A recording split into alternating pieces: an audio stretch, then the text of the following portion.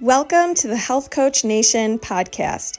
My name is Hailey Rowe, and I'm a sales and marketing coach and LinkedIn lead generation service provider. I work with health, life, and mindset coaches and online service-based business owners to help them get more sales, shift their time to the client-generating activities instead of just the busy work, and overcome that social media overwhelm. Let's get into the show. If you're ready to take on your next paying clients, I have good news. My free 4 Basics of Client Attraction and How to Stand Out class is live at haileyrowe.com/client-attraction. In the class, you're going to learn the top 2 traits I recommend for most coaches and entrepreneurs if they really want to turn this into a career. You're going to learn how you can build demand for your services and stop getting crickets on your posts.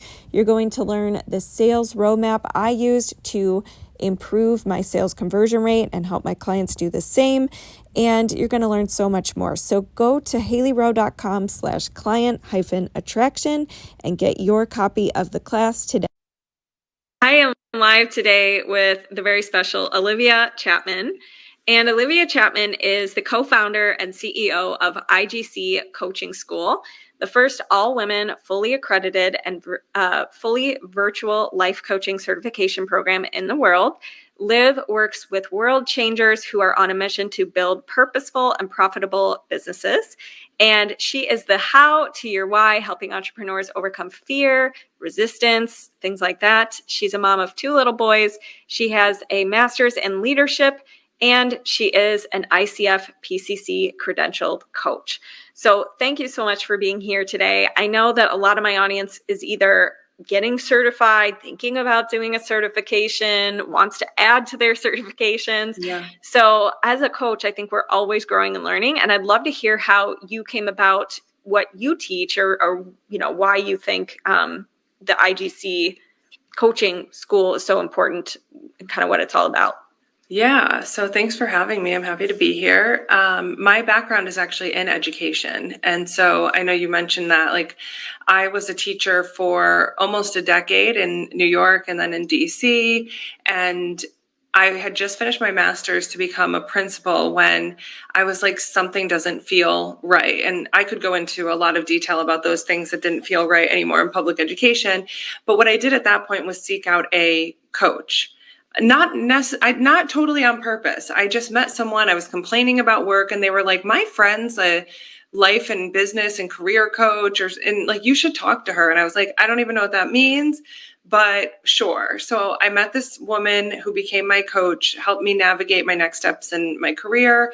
I ended up developing an after-school program for girls and teens, and started kind of building these little businesses outside of my teaching career. And she will joke that I can write curriculum in my sleep, which may or may not be true. But she essentially asked me about 2 years later if I would come on her idea, which was Inner Glow Circle at the time. It was a community of women interested in personal development, interested in kind of something more than maybe their 9 to 5. And one thing led to another, and we essentially, her with the idea, me with the curriculum mind, then put together IGC Coaching School, which now offers almost 200 hours of internationally accredited coach training. We've trained thousands of women it'll be 10 years now in February. So that's kind of how we got here. And part of bringing really high level education to the coaching space was just like, when I got to the coaching world, I was like, well, what the hell is everyone doing? If you're really getting in there as a coach, you're in someone's mind and you're, helping them make decisions that are going to change the course of their life. And if you've been around the coaching industry, you've heard some of the crazy stories, I'm sure, and some of the toxic culture. And, I just said, one way to remedy this, and the way that I can remedy this, is through really high quality education. I can't change how people behave. I can't make sure that everyone with a certification is excellent, but I can offer that, and I can offer that really well, which is in integrity with, my values and what I hope for, Yeah, I love that. It's kind of the whole concept of be the change you wish to see in the world, or be the change you wish to see in the industry. Yeah, thank you. Yeah, it's true. I feel like some people kind of tarnish or ruin the industry for everybody else. Yeah. Because, there's just a lot of it is an unregulated industry at this time, and a lot of different certifications and methodologies and things like that. And it's not a one size fits all. And so I'm just curious, when it comes to coaching and starting your coaching business, you say that there is a secret reason why you might not be making sales. So tell us a little more about your philosophy on that. Yeah. So I started my business, was making over six figures as a career coach, like in the first full year of business. And I, of course, credit a lot of that to being highly supported and having a coach and having this network that, we created through IGC also. But I think one of the things that never stopped me from selling was that I was 1,000% confident in the product or the service. And what I find now oftentimes is that there is this, I don't know if this is a crowd, but there's some population of people who are calling themselves coaches, but they don't actually have that confidence to get on the phone with someone or get on a Zoom with someone or get in person with someone and facilitate transformational results. And most people aren't going to admit that. They're going to think that they need better branding, they need a bigger email list, they need to go viral, they need to, be endorsed by someone or have some type of PR thing. Usually no. Like most of our coaches are able to make $5,000 to $10,000 just in a month, like in a handful of one-on-one clients. And I actually don't even think you should scale beyond that until you've nailed that. But the only way you're going to be really confident to even approach someone and say like, hey, I'm a business coach. Hey, I'm a marketing coach. Hey, I'm a career coach, is if you are very confident that you can provide that service. And so that's what I often find is like, it's not necessarily a breakdown in the sales process. It's a breakdown in someone's confidence to really articulate what they're actually going to do that's going to help this person to solve the problem. Right. Yeah. And I think what I remember when I first started was my message wasn't what it is today, meaning I started saying I provide different results than what I help clients with today, because I met myself where I was at and what I felt really confident saying, what I mean? And so, and then as you get more experience and more client results, then you can start to evolve your messaging because you have figured out how to help clients with certain things, right? Oh yeah, 100%. Like I think everyone's niche changes to a degree over the course of the lifetime of their business. And mostly I would say in the first 1 to 3 years. Yeah. Yeah. So when it comes to, and then I also say when you have like discovery calls and whatnot, you could have the best script or outline or training in the world, but the person who is convicted in what they offer, like you said, it doesn't even matter. What matters is the tone and the belief behind it. And that sells way more than the perfect outline or whatever. Oh, yeah. Oh, yeah. And I know you're a marketing coach and I love marketing. We do a ton of marketing, of marketing. But there's no better marketing than being really great at what you do. Yeah. And I think that's also, you see some of these huge name coaches with huge followings, and then their coaches, maybe they haven't been trained or they just are calling themselves coaches now. And you buy their stuff and it's crap. And it's like you can't avoid then like the result of that, right? Which is unhappy customers, refunds, being called out as a fraud and being canceled, all of that. Like you have to have a good product. Or it doesn't matter how big your following is. Right. So what do you suggest to somebody who's newer and they're like, well, but I haven't had that many clients yet, or I just am not confident because I can't see the whole 6-month roadmap of how this is going to go. Like, what would you say when they're not feeling that confidence? What's the first step, or what should they be doing to start to build that confidence? Yeah, that's a great question. And I'm sure for everyone, that process of discovery is going to turn up something different, right? For every single person, it's not the fact that they might not be proud of their product or service, but I think it's a good place to start. I do think that there's been a lot of information around the coaching industry, like charge what you're worth and don't downsell your service.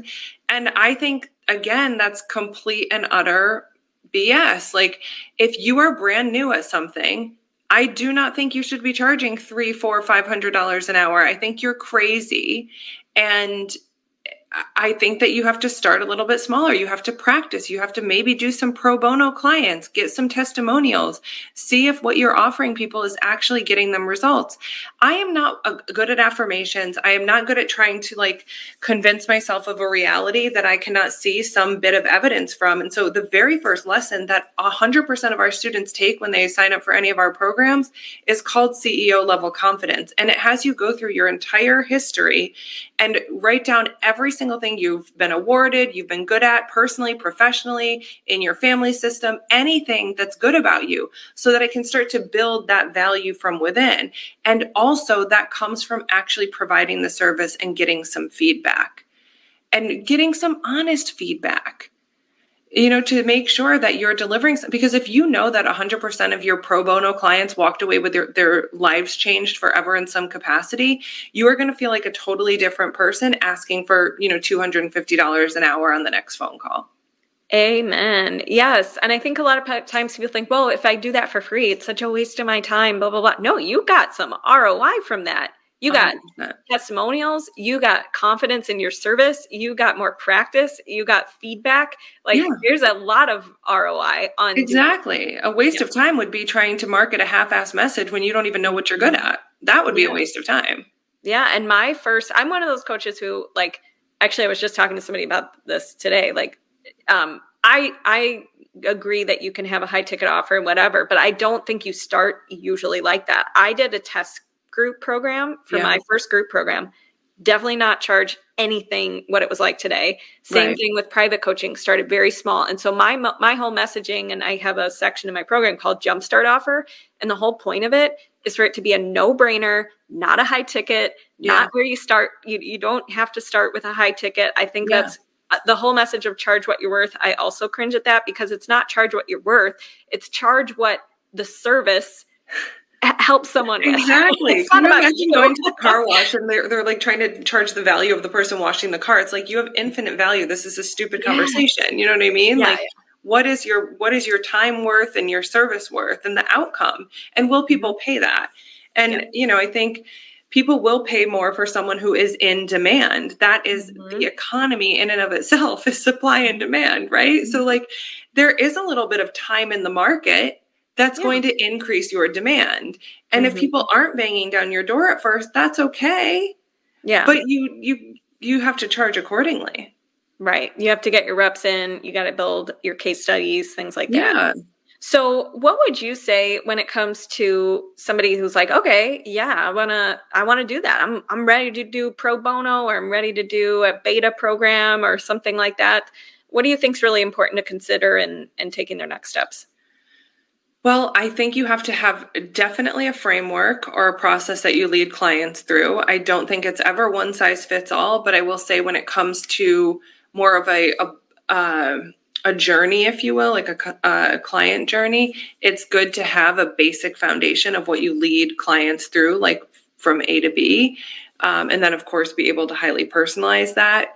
I think that you should have completed the program with someone. Like in our training course, having practice clients is part of the curriculum. You have to have them while you're being trained so that we can alleviate someone saying like, oh, I have a coaching certification, but I've never actually coached before. Like we've heard that one too, which is wild to me. But put someone through the process before you sell it. Even if we have some students who want to charge like $25 an hour or something because they don't want to work. That's fine. You get to decide. At the end of the day, the price is the price and the price is made up. But I would make sure that you've put someone through any of that before you charge the full price for it. Like you practice it just like anything else. Yeah, I love it.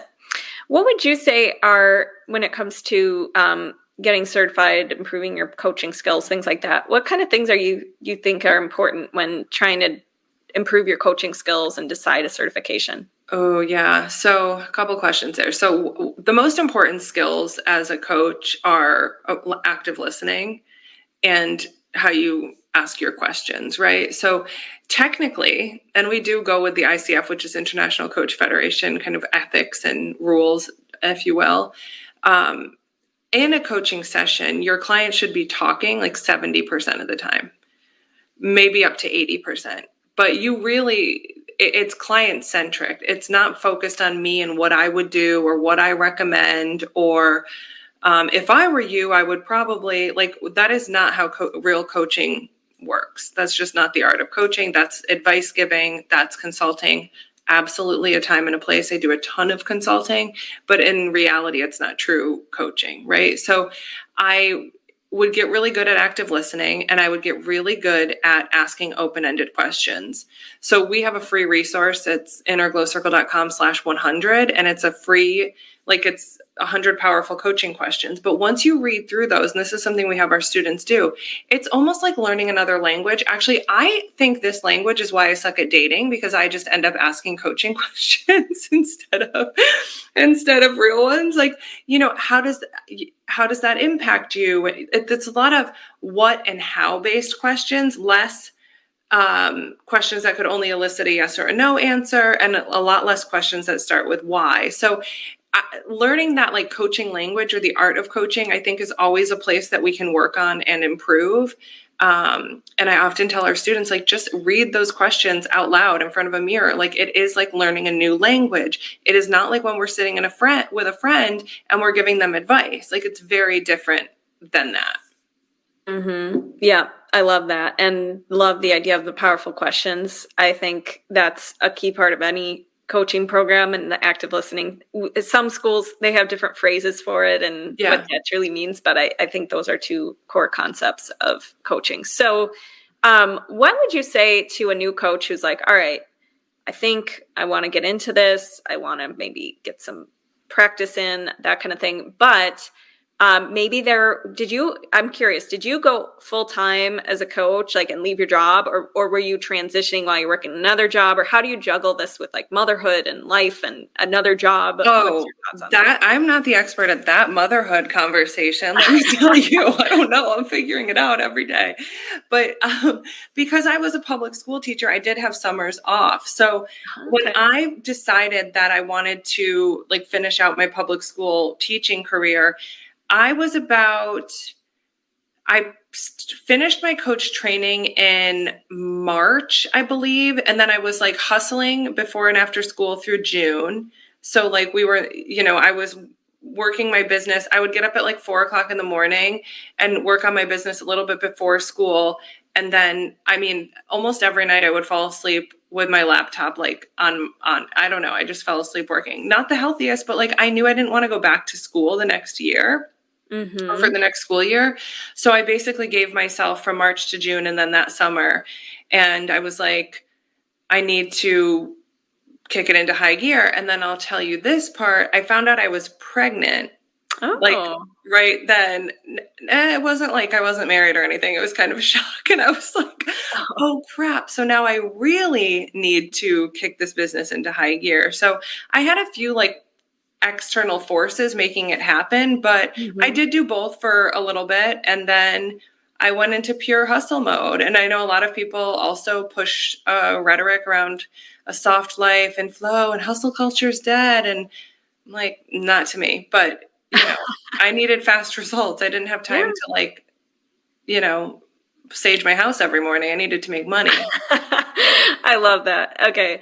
Yeah, I know. I see the videos, like, making fun of the morning routine that, like, takes 4 hours, and then the whole time you could have been working. Listen, one day you get to live the soft life. And I was like, my life is very soft in many, many ways, but when I'm working, I'm hustling, like, still to this day, 10 years later. And when I'm off, I'm off. I just spent 3 weeks traveling with my kids all over the country, like, on a road trip, and, like, I worked for a few hours in the morning and we adventured all afternoon. But, like, when I was working, I knew I think that's part of it too. You have to know what actions to take if you want to get quick results.